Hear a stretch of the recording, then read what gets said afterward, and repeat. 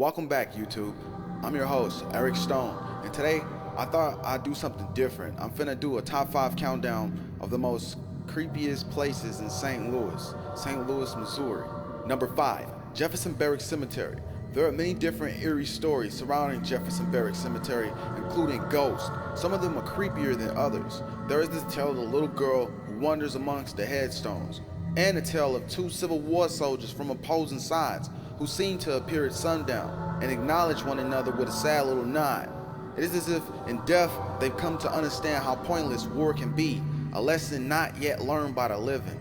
Over at the post headquarters, that's where most of the activity seems to be coming from. Lights go on and off by themselves, but you can see an officer, supposedly, in his 19th century uniform. Number 4, The Exorcist House. Everyone has heard of the famous book and the subsequent movie based on it. The Exorcist, however, many people are unaware that the book by William Peter Blatty was actually based on a real case of demonic possession and exorcism.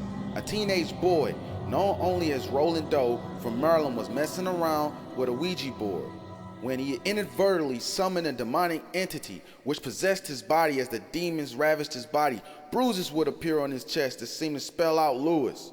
This led his family to seek help from relatives in St. Louis. See, the exorcist happened in St. Louis. It's weird. If I were you, I'd just stay away from these places. Don't go looking for these places. Number 3, Lamp Mansion. The Lamp Mansion is a very popular restaurant these days, and it's also one of the most haunted places in St. Louis. It hosts regular murder mystery events and is certainly not afraid to play up to its creepy reputation. However, the paranormal experiences here are more than just theatrics. In fact, the building is rated one of the top 10 haunted buildings in the United States. Yeah, the Lamp Mansion, it's cool, but I think I would stay away from it. One of the most commonly cited is Monkey Boy, the illegitimate son of Limp Jr., who was born with deformities and was thus hidden away to avoid the scandal. Yeah, I just stay away from there entirely. A Monkey Boy?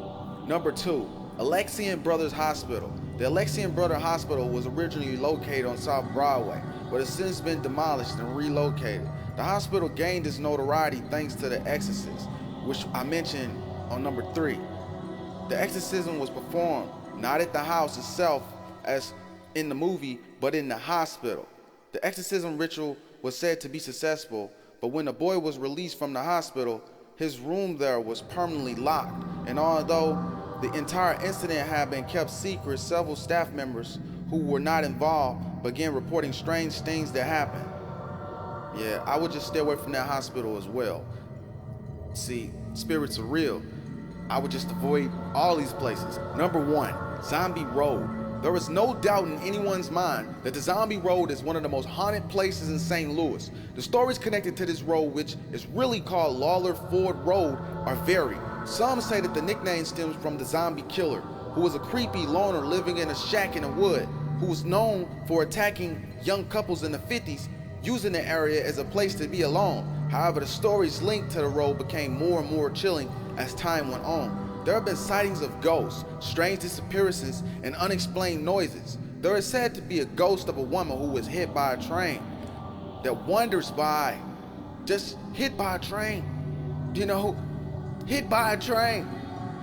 She's married to a local judge, and records show she died in that manner in 1876.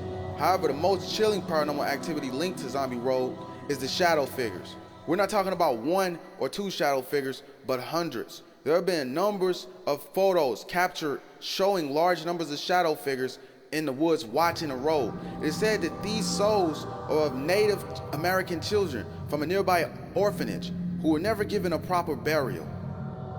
For more videos like this, make sure you boss up that like button. And to join the Boss Gang family, go ahead and hit that subscribe button. I'm your host, Erick Stone. Boss up.